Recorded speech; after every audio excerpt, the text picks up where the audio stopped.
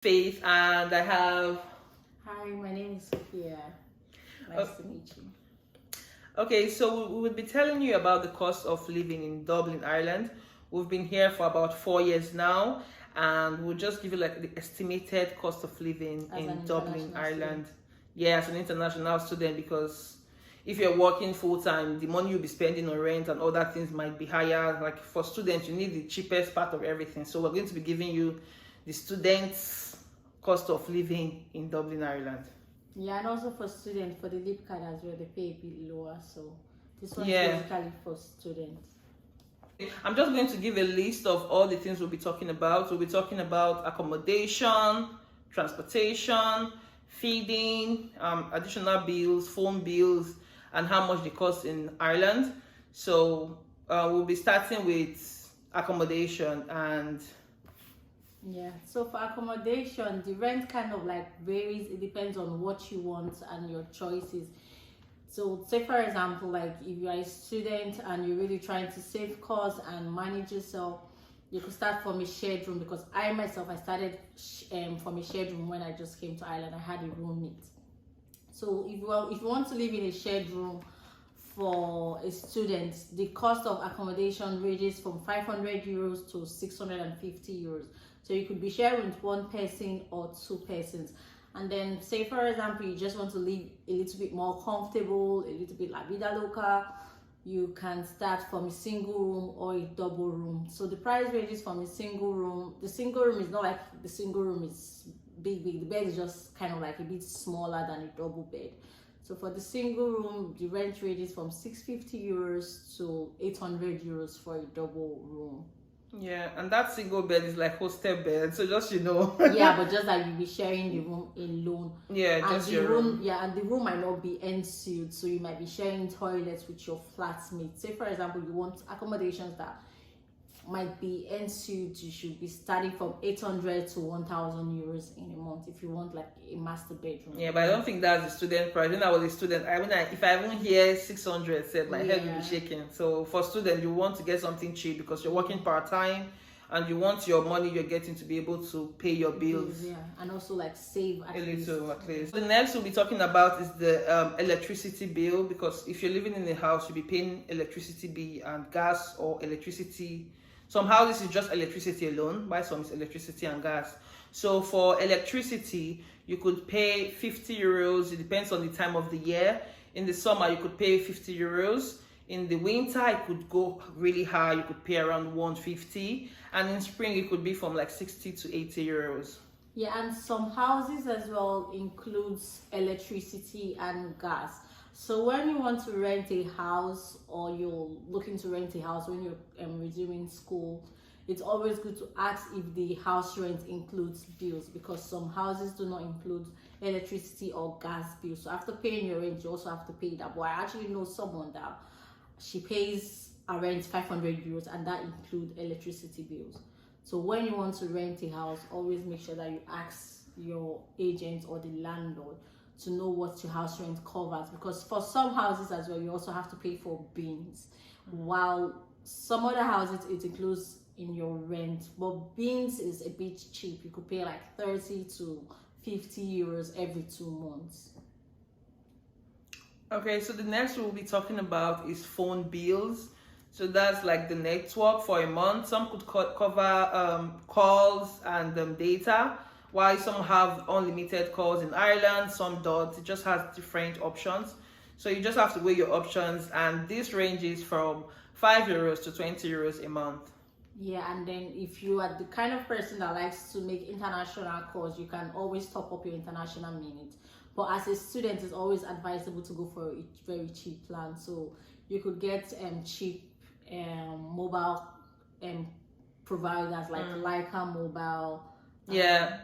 Just one other one that you use. Yeah, the one I use, I'm still using it. It's quite affordable. Because I use Vodafone and it's expensive. I was using it before and I changed because I saw a cheaper option. Yeah, so you could get those cheap internet and phone providers, network providers. Yeah, mine is around 8 euros anyways for both unlimited calls in Ireland, and also covers I think 100 gigabytes of data monthly. I never get to finish the 100 gigabytes anyways. Yeah, so that's a very good plan for a student. And I think Leica could be cheaper. Yeah, like I think Leica has for €5 in a month as well, so that would like really save you. Okay, so the next we'll be talking about is transportation, and transportation is €20 a week, and it caps at €20. Yeah, so when you resume school as an international student, you need a letter. It could be, I think it's your admission letter, to take to register for the Dublin bus. So the Dublin bus, when you go register for the Dublin bus, they give you like a student leave card. So that leave card is what you use to tap and pay for your transportation. As a student, each tap is €1 per ride, and that tap would cover you for 1 hour. So even if you switch in between buses, if you use 3 buses within an hour, that €1 will take you for that ride for that hour. The max you can spend in a week is €20 in a week, and then for a month the cap is €80. So even if you spend, say for example, you spend €5 every day from now till Friday, if you use the bus Saturday and Sunday, it's going to be completely free. So it's €20 in a week and €80 in a month. Yeah, and if you maybe use only €10 this week, the remaining €10 you have, it's also going to be there. Yeah, still going to be so there. Even if you top up €80 for 1 month and you do not finish, you don't need to panic that €80 is just gone. It's gone. It's not gone. You could carry it over to the next month. Like me, I use €20 in a month because I rarely go out and I don't always like go to the office, so I use €20 in a month. So for a student, because you are obviously also going to be working part-time and going to classes, €80 in a month is kind of like really affordable. Okay, so the next we'll be talking about is feeding, and feeding could range from 50 to 150. And if you like African food like me, you could spend a bit more, but that's just an estimate of how much it's going to cost you to buy food in a month. Yeah, like if you're really not into Nigerian food, if you don't mind whatever goes for you, you could spend 50 to 60, €70 in a month. But like, I'm an African foodie. I can't go 24 hours without a bar. Yeah. So the way you're going to feed is be different from the way I'll feed. So if you're really not into Nigerian food, it will save you a lot. So, and you can also resume with a lot of foodstuffs as well. Mm-hmm. So you could spend a little bit over 150 if you are so much of a foodie. Yeah. But if you are not, 50 to 150 in a month, you should be fine for that month. Yeah, but that 50 means you don't eat a lot, yeah, and you have lots like of food stuff. Food. And you don't like Nigerian food. And you don't like Nigerian food. Like when I mean you don't like Nigerian food, probably like you don't like dry fish or you don't like soup. You don't like making stew. You don't like curry. Yeah, but if you just like normal chicken will go for you. Chicken and rice pag. And you don't eat a lot of it. Yeah. Maybe if you have one pasta, you could eat it for the whole week, something like that. Yeah. Not if you are a foodie like some people, like like us. I know, just shade you. Yes. So if you're like 1 kg rice would feed you for 1 week, I'm not even sure you spend up to €50 in a month, including your toiletries. That should be fine. Yeah. So the next is home internet bills. This could be included in some shared houses. It could be already in the rent, but you just need to clarify from the landlord to know if you need to pay internet bills. And that's for like the home internet, and it's like 20 to 30 euros. That could be your share that you'll be paying every month. And sometimes you don't have to pay that also.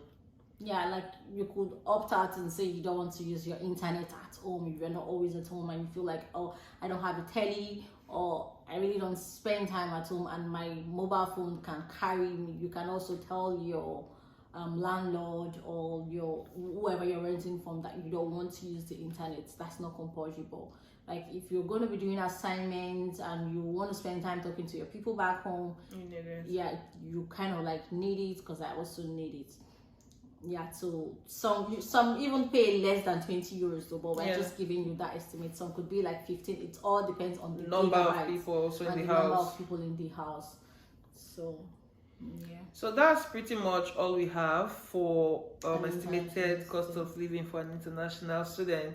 There could be some miscellaneous if you like to live la vida loca, you like to go to party. Yeah, that's your own miscellaneous, and I don't think that's the student spend because when I was a student, I think I went to club only once, I think, or twice. So I don't think that's something you'd want to, except maybe you just like it and you have excess money for that, then it's fine. But these are like the most important things, and we've covered all of them.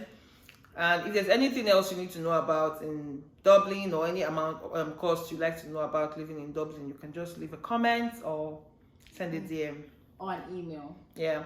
Thank you. Bye. See you in the next video.